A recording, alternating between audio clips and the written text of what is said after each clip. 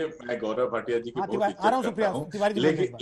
लेकिन कोरोना के टीके जैसे मुद्दे को भी धर्म के आधार पर जोड़ना, आप केवल बंगाल को बदनाम करना चाहते हैं, इसलिए बंगाल के बारे में हमेशा आप शब्दों का प्रयोग करें, ये ठीक नहीं होता। सिद्दीकुल्ला इसका चौधरी नेता का नाम है। जी जी, अरे सिद्दीकुल्ला चौधरी पे उत्तर दीजिए ना। रोहित जी ने मुझसे पूछा, अब आपसे मैं पूछ रहा हूँ, ट्रक क्यों रोका गया? सिद्दीकुल्ला चौधरी बोलिए। नहीं, बिल्कुल ट्रक आप दिल्ली बम्बई में बैठकर आपको कोई जानकारी नहीं होती। आप बंगाल में आए, यहाँ पर रहे कुछ दिन, जैसे आपके दूसरे नेता। अरे आज तक में भी दिखाई थी, आज तक आपको पता चलेगा। आप बाहर के लोग, आपको बंगाल के बारे में कुछ मालूम ही नहीं।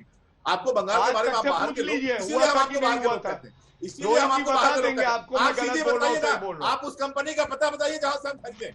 अरे बाहर के हो गया आप ममता बनर्जी होंगी बांग्लादेश की, याद रखना। हिम्मत मत करना बाहर से बोलने का। भारत की एक भूमि हर भारतीय की है। बाहर के होगे तुम, आप वो बाहर के रोहिंग्या के छोटे जुड़वा भाई, हमें बताओगे कौन बाहर का है? भारत हमारी मात्र आप पता बताइए ना, आप पता बताइए ना, तुम कौन आप पता बताइए ना। ममता बंगाल बनर्जी को होंगी रोहिंग्या की भाई। आप बंगाल के हैं, छोड़िए, आप भाई बंगाल की जनता को आप परेशान करेंगे। बताइए। अच्छा ठीक बाहरी है, वाली मत बोलिएगा।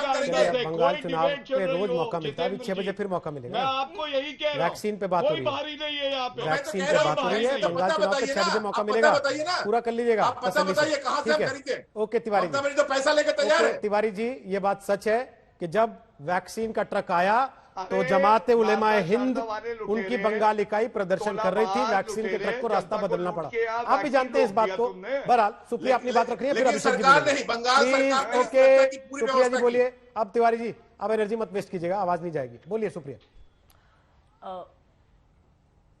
मैं आशा कर रही हूं कि सबके फेडर डाउन होंगे, क्योंकि मेरा फेडर आपने डाउन हुआ तो दूसरे का भी होगा। फिर से सवाल पूछती हूं, 700 सरकारी, हाँ 700 सरकारी अस्पताल हैं, 135 करोड़ पॉपुलेशन है।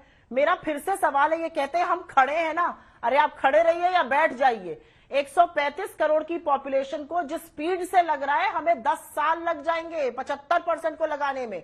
तो क्या प्रोविजन होगा, और क्यों हम एस्ट्राजेनेका की मेडिसिन जो लग रही है वो 250 में लग रही है एक डोज, जबकि 158 में वो बेल्जियम में मिल रही है, सीरम इंस्टीट्यूट की बनाई हुई।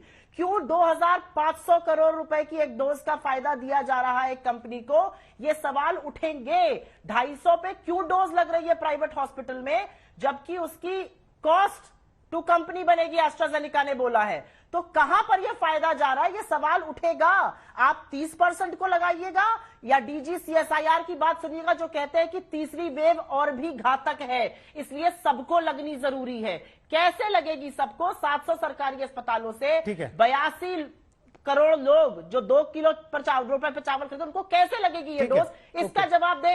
मेरे संस्कार पर सवाल उठाना, और अगर मेरे नेता को गाली दी जाएगी, अगर आप चेक नहीं करेंगे तो मैं तो वापस गाली नहीं है ना, ये मैंने मन बना लिया। अगर ये मेरे नेता को गाली देंगे, बिना गाली के बात हुई ना, बस अब छोड़ दीजिए प्लीज। ये बता के कि हमें गाली देनी आती है, सबको पता आप लोगों को गालियां देनी आती है, बता रही हूँ, सब लोग देखते हैं और सबके पास रिकॉर्डिंग पड़ी होंगी कब आप लोग गाली देते हैं एक दूसरे को, क्योंकि बहुत इसलिए बार बार ये कहना, इसमें भी समय जाता है। सुप्रिया जी आप जानती हैं बेहतर, फिर भी प्लीज अभिषेक लास्ट कमेंट फटाफट से। अभिषेक लास्ट कमेंट। कांग्रेस का ये कहना कि 82 करोड़ लोग, मुझे लगता है जो स्थिति में रहते हैं देश की, जो अफोर्ड नहीं कर सकते, इसमें तो कम से कम आपको भी साथ देना पड़ेगा ना कि गरीब आदमी को वैक्सीन देनी चाहिए सरकार को।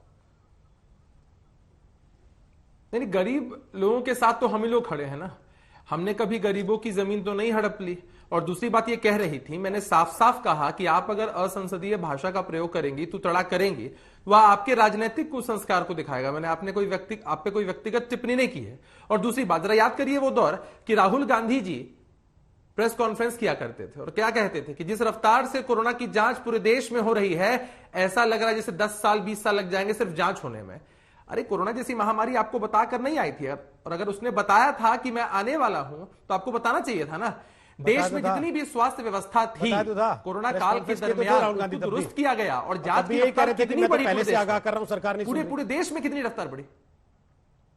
राहुल गांधी तब भी यही कह रहे थे, मैं सुन नहीं पा रहा हूं आपकी बात। राहुल गांधी तब भी यही कह रहे थे कि मैं तो पहले से आगाह कर रहा हूं, सरकार नहीं सुन रही है। रोहित जी, राहुल गांधी जी ने या कांग्रेस पार्टी ने जब इस बात पर सवाल उठाया कि कोरोना की जांच की रफ्तार पूरे देश में इतनी कम है, जांच के सेंटर्स इतने कम है, उस वक्त देश की स्वास्थ्य व्यवस्था को इतना चुस्त दुरुस्त किया गया कि देश में जांच की रफ्तार इतनी ज्यादा हो गई जिसकी वजह से आज हम लोग कोरोना पर ये जो जंग है वो जीतने वाले हैं। तो इन लोगों से मेरा आग्रह है कि कृपया राजनीति नहीं करिए, थोड़ा धैर्य रखिए, आपके सामने रिजल्ट आएंगे और मालूम चलेगा कि पूरे देश में टीकाकरण हो रहा है। और आप चिंता मत करिए, आपको भी टीका अगर चाहिए